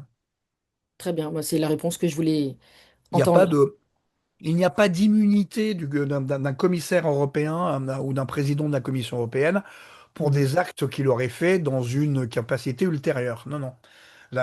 L'immunité, elle vaut pour deux personnes, pour deux types de gens en France, pour le président de la République le temps de son mandat, pour les députés également, afin qu'ils puissent exercer leur mandat parlementaire sans être soumis à des pressions judiciaires. Mhm. Alors attention, non justifiées bien sûr, hein. Le temps de leur mandat également. Donc non, non, non, non, il n'y a pas d'immunité. Il y a une immunité pour ce que fait le commissaire à l'attention. Et encore, c'est pas vrai. Il n'y a pas d'immunité en fait. Il y a une immunité au sein des États membres, mais puisque maintenant il y a le parquet européen, enfin bref, c'est un peu compliqué, il n'y a plus d'immunité réelle, mais le parquet européen étant une farce qui a été créée justement pour faire en sorte d'organiser l'irresponsabilité de la Commission européenne. Bon, ça n'a pas été très loin, on l'a vu par exemple avec les SMS d'Ursula von der Leyen. Voilà. Donc vous êtes comme l'avocat Régis de Castelnau, vous voyez pas vraiment comment il pourrait échapper à la Ben, il justice. va devoir, non mais politiquement parlant, ça va pas être possible. Enfin, si vous voulez, je n'ai jamais vu, enfin, j'ai jamais vu si vous voulez, une telle détestation s'exercer sur un président de la République en France, hein. Sarkozy était pas populaire du tout quand il est Mm, parti, Hollande encore moins, mm, mais il y avait pas cette détestation, il n'y avait pas cette colère sourde, il n'y avait mm, pas, il y avait pas, et donc je pense qu'il n'y a pas que lui d'ailleurs, il y en a d'autres qui vont y passer. Et de toute manière, ceux qui arriveront, comment dire, au pouvoir après Macron, qui ne seront, à mon avis, vraisemblablement pas des membres du bloc central, ce que j'appelle le bloc central, hein, c'est le PS, les écologistes, le MoDem, la Macronie, et puis les Républicains. Donc ce bloc central ne sera pas aux affaires, à mon avis, hein, je peux me tromper encore une fois, hein, et mm. s'ils ne sont pas aux affaires, ceux qui arriveront seront obligés d'en passer par là, parce que les Français l'exigeront. Donc la pression de la rue sera telle qu'à mon avis, ils n'auront pas le choix. Et puis je suppose que, vu ce qu'on a mis dans quand même, qu'on a fait subir aussi bien à Jean-Luc Mélenchon qu'à Marine Le Pen depuis un certain nombre d'années, je pense qu'ils ont peut-être aussi un petit peu l'intention de se venger. Bon. Peut-être. Vous pensez donc qu'il y a impossibilité de refabriquer une affaire Fillon en 2027? Non, là, c'est plus possible, c'est trop tard. Non, non, c'est fini. Bah, ils ont essayé. Ils ont essayé avec l'affaire comment dire, des assistants parlementaires de Marine Le Pen, Oui. qui, encore une fois, alors c'est un détournement de fonds publics, oui, puisqu'elle a utilisé des fonds Mm, d'une manière qui n'était pas prévue. Voilà. Donc, mm. effectivement, quand on vous dit, vous utilisez vos fonds pour payer des assistants parlementaires accrédités à Bruxelles, au Parlement européen, et que vous l'utilisez, et que ces gens-là, en fait, font également, ou surtout du travail pour votre parti politique, c'est effectivement, en droit français, un détournement de fonds publics. Le seul problème est que les députés ne font pas partie des catégories de personnes qui peuvent être poursuivies, en tout cas dans la loi, hein, au code pénal, qui peuvent être poursuivies pour détournement de fonds publics dans ce cas spécifique. Puisqu'a priori, si vous aimez, on vous donne un budget pour recruter et salarier des assistants parlementaires. Vous organisez leur travail comme vous le voulez. Ça s'appelle la liberté d'exercice du mandat parlementaire. Bon, voilà. Et elle le savait, puisqu'elle est avocate de formation. Oui, je pense qu'elle le savait, simplement elle s'est fait avoir parce qu'elle n'a pas compris qu'il y avait une jurisprudence de la Cour de cassation Mhm. qui disait que, mais attendez, puisque les députés, c'est tordu, hein, mais puisque les députés ont un accès inconditionnel au lieu de détention, au lieu de prévention de liberté plutôt, c'est donc une mission de service public, ils sont donc des agents publics. Bon, voilà, ça a été, je pense que ça a été corrigé, encore une fois, par la Cour d'appel. Euh, et puis, comme j'ai dit tout à l'heure, la Cour de cassation a également, ni plus ni moins que rétabli par voie de communiqué de presse, c'est quand même extraordinaire, Marine Le Pen dans son éligibilité. Ouais. Vous voyez un duel RN-LFI, vous pensez que la balance peut pencher plus de quel côté en Ah fonction bah si de... c'est LNRFI, ça a penché du côté du RN, hein. Ça, faut pas rêver, quoi. Et une France dirigée par le RN, ça peut donner quoi? Bonne question, mais enfin, si vous aimez mieux, à ce niveau-là, moi j'en suis pas là. J'en suis, en ce Une qui me question un concerne, peu, oui, de en ce qui me concerne, et ça d'ordre c'est mon opinion, divinatoire, mais pour justement, le j'aimerais coup c'est mon avoir votre opinion, avis. en Votre ce qui me opinion. concerne, en ce qui me concerne, et c'est mon opinion personnelle, je pense que le plus urgent, c'est de se débarrasser définitivement de la clique qui est aux manettes depuis 10 ans. Voilà, Vous c'est plus estimez que c'est possible. une mafia, un fonctionnement mafieux? C'est un peu difficile à dire ça parce qu'une mafia c'est quand même un objet juridique et sociologique bien défini, hein. Mm. Je pense effectivement il y a beaucoup de passe-droit, il y a beaucoup voilà, il y a beaucoup de copinage, etc., etc. Puis tous ces gens viennent du même endroit. Bon voilà, et on a vu ce qu'ils ont fait pendant 10 ans. Bon bah très bien, ces gens, il faut s'en débarrasser, quoi. C'est tout. Donc il faut d'abord faire tomber cela, puis ensuite on verra, hein. Mais l'enjeu aujourd'hui, à mon avis, de l'élection 2027, hein, et je pense que c'est le cas aussi bien pour LFI que le RN, mais également aussi pour le Bloc central, alors de façon inverse, hein, pour le Bloc central, hein, puisque pour LFI, aussi bien que pour le Rassemblement national, c'est d'abord de se débarrasser du Bloc central dès le premier tour. C'est ça le vrai enjeu de cette élection. Ensuite, au second tour, on verra. Dès le premier tour, parce que si le bloc central accède au second, ce sera plus tendu. C'est pas que ce sera plus tendu, c'est qu'il aura les moyens de se maintenir un petit peu plus. Mhm. Voilà, c'est tout. Alors que là, bon, on se souvient de Jospin éliminé, hein, Mm. au premier tour, face à Chirac et Le Pen, hein. Il l'avait pas bien pris, Il avait arrêté sa vie politique. Ouais. tout à fait. Donc voilà, c'est ça. Et je pense que ce qui va arriver, puisque étant donné que le bloc central part en désordre et que ni Raphaël Glucksmann, ni Gabriel Attal, ni Édouard Philippe ne renonceront, à mon avis, je vous dis encore une fois, ils veulent exister politiquement, Mm. non pas pour 2020, pour la prochaine fois, c'est-à-dire 2032. C'est le seul moyen pour eux d'y arriver. Voilà. Et puis ensuite, on verra aussi une chose qu'il ne faut pas oublier, c'est que euh, celui qui sera élu va vraisemblablement dissoudre l'Assemblée nationale. Mm. Qu'est-ce que ça va donner? Là aussi, on peut très bien se retrouver avec une présidente de la République ou un président de la République qui soit obligé, qui va se retrouver minoritaire. Alors, avec une grosse minorité, hein, mais minoritaire quand même, dans la même situation qu'est le Cornu aujourd'hui. Oui. Peut-être un peu mieux, hein, ou bien, au pire, dans les rêves les plus fous, en état de cohabitation, hein. Ou alors obligé de faire des coalitions avec une partie de la gauche ou une partie de la droite. Mm. Ça, des coalitions Absolument. gouvernementales, et ça, mais ça, on verra. Mais pour le moment, je pense que l'enjeu, c'est vraiment pour tous, hein, c'est de passer le premier tour. Ceux qui ont le plus de chances de le passer aujourd'hui, bah, sont Marine Le Pen et Jean-Luc Mélenchon. Euh, voilà, quoi. Des dinosaures de la politique, désormais. C'est pas du sang neuf. Ouais, mais ces gens n'ont jamais été au pouvoir, sauf Jean-Luc Mélenchon quand il était au Parti Socialiste. Mais en tout cas, ces formations politiques-là n'ont pas été au pouvoir. Et puis surtout, alors moi je le vois surtout chez les jeunes, Mhm. ils sont ravis parce qu'ils se disent enfin on aura le choix, quoi. Parce qu'effectivement, là, pour le coup, Jean-Luc Mélenchon et Marine Le Pen ne C'est se pas le... fournissent pas vraiment chez le même grossiste. Non, c'est pas le même Voilà. ADN. Oui, donc c'est bien, Ah oui, ça va oui, c'est redonner. bien, oui, qu'il y ait un vrai clivage et pas du tout Hein. un parti central unique, le PU, le parti unique, Hum. effectivement. Euh, Ma dernière question, elle est toute simple. Qu'est-ce que vous pensez de la possibilité de fraude lors de scrutins? Très faible en France. Extrêmement faible en France parce que, alors, c'est un truc que le ministère de l'Intérieur sait très très bien faire, ce sont les élections. En France, les bureaux de vote, il y en a beaucoup et ils sont pas grands, 1000-1500 électeurs par bureau de vote. Mhm, Euh, c'est que du papier, enfin, sauf pour à peu près 2 millions d'électeurs qui ont encore des machines à voter, mais bon, sur 44 millions d'électeurs, ça fait pas grand-chose. Tout est dépouillé et compté par des citoyens dans les bureaux de vote. Donc je vois mal comment est-ce qu'on pourrait truquer quoi que ce soit. Franchement, quand j'explique à des amis américains comment fonctionne mhm. le processus électoral en France, ils sont oh, mais c'est bien, on devrait faire la même chose. Oui, faites, allez-y, c'est simple, hein. Oui, et il n'y aura pas d'augmentation de machines à voter, vous pensez, Non, pour non, non, il y a eu un moratoire, c'est plus possible. Il y a un moratoire, c'est plus possible. un moratoire? Ouais. Et puis on n'a jamais eu de gros problèmes hein, sur des. On n'a pas eu de problème de fraude sur les machines à voter aujourd'hui en France, jusqu'à présent en France. On a eu des problèmes logiciels, etc. Donc des problèmes de bugs, tout simplement, hein. Mais il n'y a pas eu de problème, il n'y a pas eu de problème de fraude à ce niveau-là.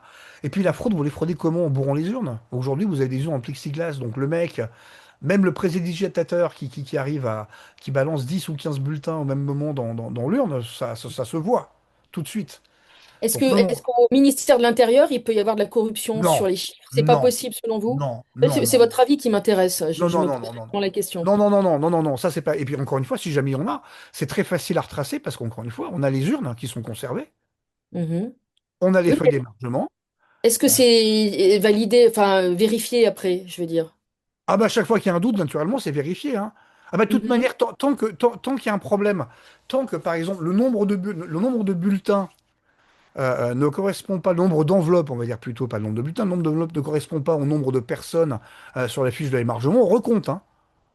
C'est qu'on en a oublié, c'est qu'il y a un problème. Voilà, on recompte. Et vous pensez que, vu que tout est centralisé au ministère de l'Intérieur, il peut Mais non, pas c'est pas centralisé au ministère de l'Intérieur, ça a toujours été centralisé dans les préfectures, dans les sous-préfectures, dans les les préfectures. préfectures? Donc c'est pas D'accord. le ministère directement qui gère ça. Donc pour vous, il Ça y a se fait suffisamment de vraiment. personnes aux commandes pour que ça puisse pas. Non, non, mais non, non, non, parce que tout Voilà. est fait, tout est fait du bas, de la base vers le sommet. Donc, si vous voulez mieux, à la différence des États-Unis, où il y a peu de bureaux de vote qui sont juste gigantesques, voilà, et où il y a des gens qui s'amusent à aller trimballer des urnes dans des centres de comptage qui sont des centres de comptage au niveau de l'État. Là, Mhm. effectivement, mais là, il n'y a pas de transport d'urnes, il n'y a rien, hein. Tout est Mhm. compté sur place, y compris les machines électroniques. Donc tout est Mais fait dans oui. chaque bureau de vote. Je vous dis, c'est de Mhm. l'ordre de 1500, ouais, 1500 maximum 2000 électeurs par bureau de vote. Il y a beaucoup de bureaux de vote et tout est débrouillé sur place, hein. Donc de Tout est toute manière, dépouillé. Alors, les mais bulletins sont je vais conservés, les jusqu'au enveloppes sont bout. conservées, tout est D'accord. conservé. Donc Je vais on jusqu'au peut bout de mon... tout parfaitement tout croiser. Donc Tout c'est croisé. Je vais au bout de mon raisonnement. Est-ce qu'au ministère de l'Intérieur, puisque finalement, à un moment donné, il faut bien faire une addition finale, est-ce qu'il pourrait y avoir un service corruptible non. pour l'addition finale? Non, Pour vous, non, c'est pas non, possible. Non, non, c'est non, votre non, avis non, qui non, non, m'intéresse, non, non, non, non, non. justement. Non, non, ils le feront pas, puis de toute D'accord. manière, encore une fois, Il n'y a pas les besoin? chiffres qui sont donnés de toute manière, hein, quand on nous dit oui, à telle heure, on saura qui est le président de la République, sont toujours des estimations, hein. Les vrais Mm, chiffres, on les connaît le lendemain ou le surlendemain, hein. mm. Une fois que tout aura été, Dépouillé. réellement Comptabilisé. comptabilisé, voilà. Mm. Mais non, non, je vous dis, alors le système électoral français compte parmi les plus robustes au monde. Je vois mal comment ça pourrait être fait. Et puis encore une fois, ça servira à rien puisqu'on peut tout recompter. Tout On à peut tout fait. recompter si vous aimez mieux. Voilà. Alors, on pourrait ajouter d'ailleurs le Je vous fait que rappelle que bah, les partis, finalement, je vous rappelle que tous les candidats ont des représentants dans chaque bureau de vote qui notent les informations. d'accord, ah oui, Donc en cas de contrôle. recours auprès du Conseil constitutionnel, si vous aimez mieux, ça va très très vite être réglé. Je vous dis, on conserve tout. Vous avez les enveloppes, les bulletins, les fiches d'émargement à l'entrée et à la sortie. D'accord. Comment Donc en voulez-vous fait, frauder, hein?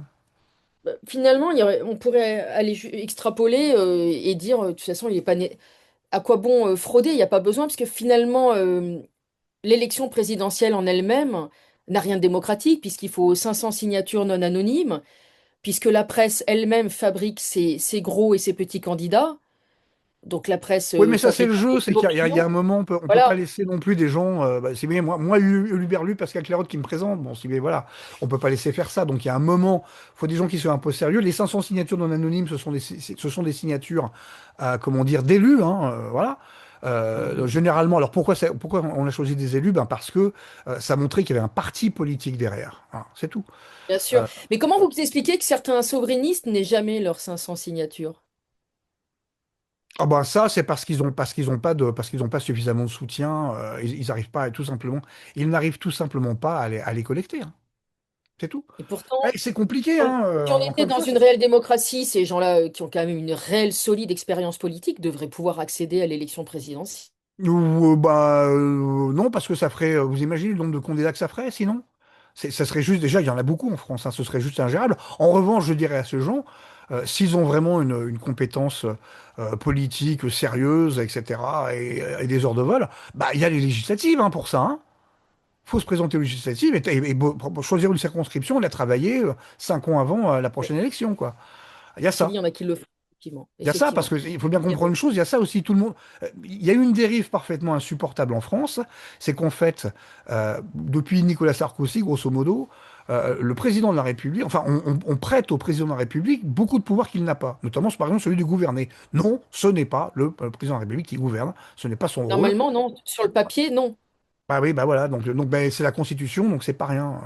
Bon voilà, faut pas le Oui, laisser faire, quoi, parce qu'ils ont eu des gouvernements qui étaient faibles.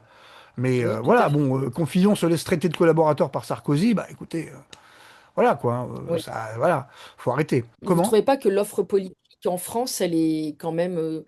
justement, vous dites que ça ferait trop de petits candidats, mais on a plutôt l'impression de ne pas avoir tellement le choix, finalement. Ben, on n'avait pas tellement le choix en matière de programme politique quand effectivement on avait ce qu'on appelait la gauche et la droite de gouvernement. Voilà, Mhm. effectivement, puisque c'est la même chose. On s'en est rendu compte depuis 30 ans, ce pays est gouverné de la même manière. Alors quelques petites inflexions essentiellement sémantiques, hein, à la marge.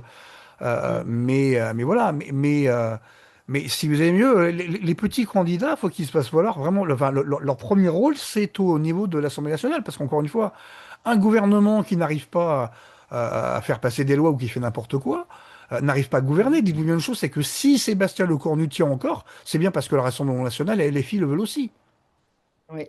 Oui, bien Eh sûr, ouais, c'est une sinon il fausse serait tombé depuis opposition. très longtemps. Et pourquoi en matière d'élection présidentielle, on a pas de candidat favorable au Frexit? Ça, c'est quand même un sujet central. Oui, c'est un sujet central, mais alors ça, parce que ces candidats n'ont pas de base d'élus suffisante. Donc encore une fois, c'est ça, un parti politique, ça se monte, ça se travaille. Il faut des élus locaux, il faut des voilà. Et à partir du moment où vous avez plus de 500 élus locaux, vous aurez vos 500, vos 500 signatures. C'est pas, c'est malheureusement là. Alors c'est la logique, on peut l'apprécier ou pas, mais c'est la logique du système français tel qu'il a été conçu à l'époque, hein. Mhm. Voilà, c'est Ce pas. sont des conseils que vous donneriez à des anciens comme Asselineau pour le plus ancien ou Philippot pour Mais je dis, le plus c'est tout. Il récent? faut d'abord bosser le Les terrain, bases. effectivement, et arrêter et arrêter le tout à l'ego, hein, parce que c'est quand même ces deux messieurs en ego quand même qui est assez énorme. Hein, voilà, et le tout à l'ego, et puis donc d'avoir des militants de terrain, avoir le plus d'élus locaux possible, organiser son parti, et puis se faire élire à la Chambre, député. Voilà, donc il faut Mhm. choisir une bonne circonscription, etc., etc. Moi, c'est toujours pareil. C'est pas Mhm. évident, il faut du financement, bon, enfin aujourd'hui du financement il en faut de moins en moins, hein, puisqu'avec les réseaux sociaux, pour le coup, Oui. ça égalise quand même pas mal de choses. Mhm. Mais bon, voilà, il y a pas de. Mais de toute manière, si vous aimez mieux, les petits partis sont des petits partis par définition, quoi. Mhm. Si vous êtes dans un grand parti, forcément, un grand parti va ratisser beaucoup plus large en matière d'électorat, donc d'opinion, hein, et donc il va falloir faire des concessions. Donc, Oui, euh, mais donc ce qui est à noter, c'est qu'aucun des grands partis ne propose le fameux Frexit, qui est quand même l'élément qui est rédhibitoire, notamment dans les médias mainstream. Ben oui, parce que c'est rédhibitoire dans les médias. Et puis qu'ils sont persuadés que, ah là là, ils sont persuadés que, ah là là, si on sort de l'Union européenne, ça va être la catastrophe. Moi, je vous dis tout de suite que si on sort de l'Union européenne, alors je vous dis pas que ça va être une partie de plaisir, hein. Non, non, il y aura clairement un prix à payer pour ça, mais c'est normal. Voilà, comme pour un Mm. divorce, hein, on paye un prix à Ouais. payer. C'est pas toujours Mm. agréable, Mm. mais ce sera pas une catastrophe, hein. Si le Brexit a été, on nous dit que si le Brexit s'est mal passé, c'est parce que l'establishment anglais et, Mm. et le reste de l'Union européenne ont tout fait pour que ça se passe mal, afin de faire payer aux Britanniques leur Oui. vote, hein. C'est Ah oui, ils l'ont aussi mal bête que ça. pris. Oui, oui, ils l'ont mal pris, donc c'est une punition. Ouais, c'est ça, donc c'est aussi bête que ça. Mais enfin, si vous aimez mieux, a priori, qu'est-ce que l'Union européenne? Ce n'est, qu'on le veuille ou non, avant tout, qu'une union douanière et qu'un marché commun, hein, Oui. dans lequel on mène des politiques communes, c'est tout. C'est C'est une, c'est- qu'aujourd'hui, Ce sont des contraintes et des dépenses, en tout oui, cas. mais très bien, mais si vous dites on n'a pas besoin de la Commission européenne, ni du Parlement européen, pour mener des politiques communes. On n'en a pas besoin aujourd'hui. Vous êtes pour une société des nations? Non, pas une société des nations, enfin une société des nations. Non, non, non, non, non, pas des trucs. Non, non, non, non, non, non, non, non. Moi, ce que je vois plutôt, c'est effectivement conserver le Conseil parce que c'est un organe de coordination, parce que c'est le Mhm. Conseil qui décide, très bien. Mais la Commission n'en a plus besoin. On remplace ça par des comités de travail, hein, sectoriels, ou fonctionnels, hein, peuplés de fonctionnaires nationaux. Tout le monde en a suffisamment, voilà. Et puis le Parlement européen ne sert strictement à rien, hein. Quand il y a une directive, eh bien, écoutez, hein, tous les parlements la votent. Basta. Quand il y a un règlement, tous les parlements le votent. Ceux qui ne le votent pas, eh ben, tant pis, on paieront les conséquences. Ils ne participeront pas à la politique, ou bien alors, feront l'objet de certaines restrictions, mais ça s'appelle un choix souverain. Voilà, c'est tout. Donc c'est le seul moyen Enfin, si vous avez le grand drame, c'est que l'Europe était partie sur l'idée d'harmoniser, Mm. hein. Or là, aujourd'hui, on n'est plus du tout dans l'harmonisation, on est dans l'uniformisation, ce qui ne peut pas fonctionner. Et l'écrasement des États. Oui, mais ça ne peut pas fonctionner. Si vous êtes un Suédois, c'est pas un Français, qui n'est Tout à pas un fait. Italien, qui n'est pas un Portugais, qui n'est pas un Slovaque. Ça ne peut pas fonctionner. On voit très bien mais les différences de culture et de mentalité et d'habitus Mm. Bien sociaux, sûr. mais hyper importants, entre l'Europe du Nord et l'Europe du Sud. Mhm. C'est une mosaïque, une très belle mosaïque, mais on ne peut pas Mais ça se effectivement. respecte, ça c'est pour ça qu'il faut harmoniser, ouais, le chef d'orchestre. Vous avez un Mm. orchestre symphonique, pas tous les instruments jouent la même note au même moment. Sinon, vous n'avez pas d'harmonie. Voilà. C'est Vous avez une monotonie. Voilà. une très belle métaphore. Vous avez un bourdon. Or là, ce qu'on vous fait, c'est une monotonie, un bourdon. Bon, Et ça c'est vous pas. donne le bourdon. C'est ça, voilà. C'est ça, ouais.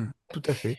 Bon, magnifique. Écoutez, moi j'étais ravie de vous écouter sur Tribune Libre, de vous recevoir. Vous reviendrez, si vous le voulez bien, Pascal Clairotte. Eh ben, vous me réinviterez alors, avec Ah oui, plaisir. très volontiers, vous êtes le bienvenu. Alors, On va réinviter tous les auditeurs à s'abonner. Alors, il y a l'abonnement quoi? Il y a la formule gratuite et la formule payante. Ça se passe Ouais, comment c'est sur ça, oui. Substack? Oui, oui, on a à peu près. Alors, on essaie quand même de conserver un peu de contenu gratuit. On va dire Mhm. qu'il y a, allez, il y a un article par semaine qui est gratuit dans son intégralité. Oui. Voilà, à peu Mhm. près. Voilà. Le reste est payant, parce qu'il faut bien aussi que, comme tout le monde, on paye nos factures. Et l'information a un coût. Or, nous refusons de passer la sébille et de faire des appels aux dons, parce que c'est pas comme ça que la presse, à notre sens, doit fonctionner. Elle doit être financée par des lecteurs qui veulent payer pour l'information que nous produisons. Hein, et c'est pour ça également que nous n'avons pas de publicité, comme ça nous sommes réellement indépendants. Et c'est un choix que nous avons fait. Donc nous, c'est des abonnements, c'est pas des dons. Et vous avez deux formules, une mensuelle et puis une annuelle. Voilà. Elles sont à combien de mémoire à peu près? Annuelle, c'est 60 euros l'an, C'est pas en énorme. sachant que vous avez quasiment entre 5 à 7 articles assez complets et longs hein, par semaine. Voilà. Mhm. Et au mois, c'est 9 euros. Donc c'est un petit peu plus cher, mais au mois, vous pouvez l'arrêter quand vous voulez, naturellement. Voilà. D'accord. L'annuel, c'est plus... On Ah, va mais dire nous, on c'est plus conseille cher. l'annuel, bien sûr. Ça coûte moins cher et Mais bon, il y a des gens qui sont intéressés que par un article. Bon, Je un comprends. article, bah, désolé, on n'a pas le choix sur Substack. Il faut payer de l'abonnement mensuel. Voilà, et ça fait 9 euros, quoi. C'est comme ça. 9 € ponctuellement. Ça permet aussi de découvrir d'autres bons articles. Et inscrivez-vous sur Substack. C'est pas très compliqué d'ailleurs de créer un compte, hein. On peut pas dire que ce Il soit suffit de très donner très... son adresse email, effectivement, Voilà, et de exactement. confirmer. Mm. Et de le valider, exactement. Eh Mm. bien, écoutez, un grand merci, Mais c'est moi. Carotte. Merci Merci. beaucoup, Stéphanie. Et à très bientôt sur Tribune Libre. À très bientôt.